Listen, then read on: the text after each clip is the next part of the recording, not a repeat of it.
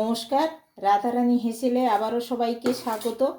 আজ আমি বেগুন পাবদা রেসিপিটা আপনাদের সঙ্গে শেয়ার করব। আশা করছি ভালো লাগবে। প্রথম থেকে শেষ পর্যন্ত দেখার অনুরোধ রইল। আমি এই কয়েকটি পাবদা মাছ কেটে ধুয়ে পরিষ্কার করে নিয়েছি, আর বেগুনগুলোকে ঠিক এমনিভাবে একটু লম্বাটে করে নিয়েছি। প্রথমে যেটা করব, আমি বেগুনগুলোকে একটু লবণ হলুদ মাখিয়ে ভেজে নেব। তারপর পাবদা মাছগুলোকেও ভেজে নেব। আমি কড়াই বসিয়ে দিয়েছি, কিছুটা তেলও দিয়ে দিয়েছি। এবার আমি বেগুনগুলোকে ভেজে নেব। তেলটা আমার গরম হয়ে গেছে। এবার আমি বেগুনগুলো আগে ভেজে নেব।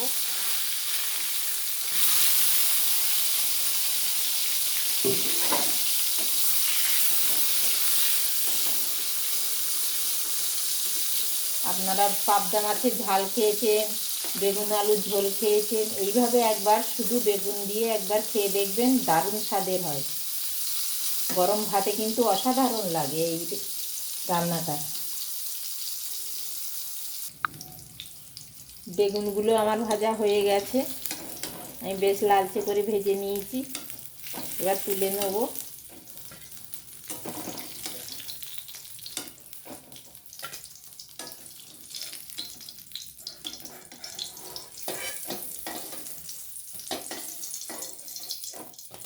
ওই তেলের মধ্যে আমি মাছগুলো একে একে দিয়ে ভেজে নেব।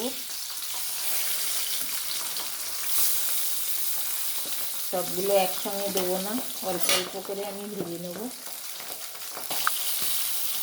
দেখুন, এক পিঠ লালচে হয়ে গেছে, আমি উল্টে দিয়েছি আর এক পিঠ হওয়ার জন্য। আর এই মাছ কিন্তু খুব ফাটে, তেলটা ছিটোয় ভীষণ, একটু সাবধানে ভাজতে হবে, না এলে গরম তেল গায়ে লাগার ভয় থাকে।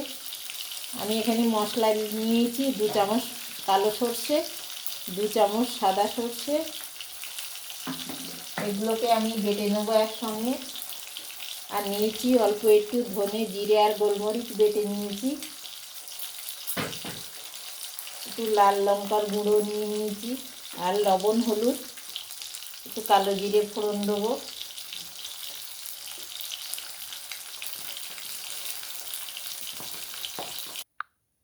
দেখুন, সমস্ত মাছগুলো আমার ভাজা হয়ে গেছে, এরকম আমি লাল করে ভেজে নিয়েছি। এবার কড়াইতে আবারও একটু অল্প তেল দেবো, 1 চামচ মতো। আমি ওই সময় মাছ ভাজতে ভাজতে সর্ষেটাও বেটে নিয়েছি, কিন্তু এইভাবে আমি দেবো না। আমি একটা ছাঁকনির সাহায্যে একটু ছেঁকে, জল মিক্সড করে একটু ছেঁকে তারপরে দেবো।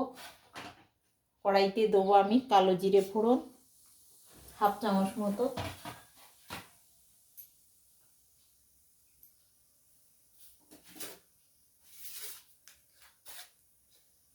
আর দেবো 4টে কাঁচা লঙ্কা, অল্প একটু টমেটো কুচি,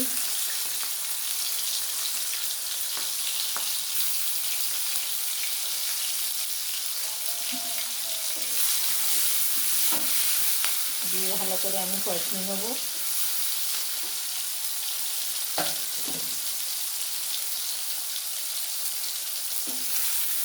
বেশ ভাজা ভাজা হয়ে গেছে। এবার আমি দেবো জিরে ধনে গোলমরিচ, যেটা আমি বেটে রেখেছিলাম, সেই বাটাটাও দিয়ে দেবো।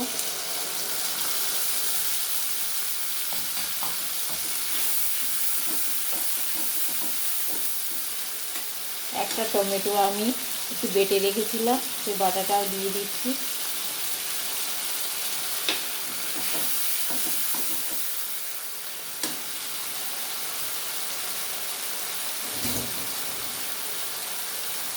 পরিমাণ মতন হলুদ গুঁড়ো দিয়ে দিচ্ছি, অল্প একটু লাল লঙ্কার গুঁড়ো দিচ্ছি, অল্প একটু লাল লঙ্কার গুঁড়ো দিচ্ছি। আমাদের আবার রান্না একটু লালচে না হলে বাড়ির কর্তার মন ভরে না। স্বাদ অনুযায়ী লবণ দিয়ে দিলাম।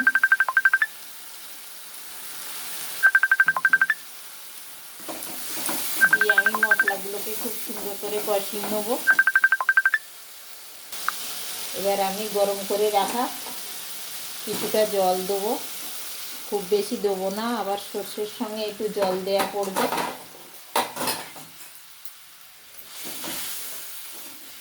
আমি ঝোলটাকে একটু ফুটতে দেবো, তারপর আমি বেগুন মাছগুলো তুলে দেবো। ঝোলটা আমার ফুটে গেছে, এবার আমি বেগুন মাছগুলো এতে দিয়ে দেবো।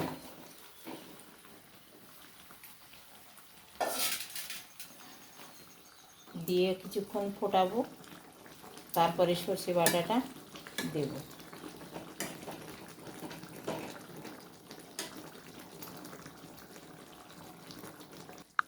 বেশ কিছুক্ষণ ফুটে গেছে, এবার আমি দিয়ে দেবো সর্ষে বাটাটা।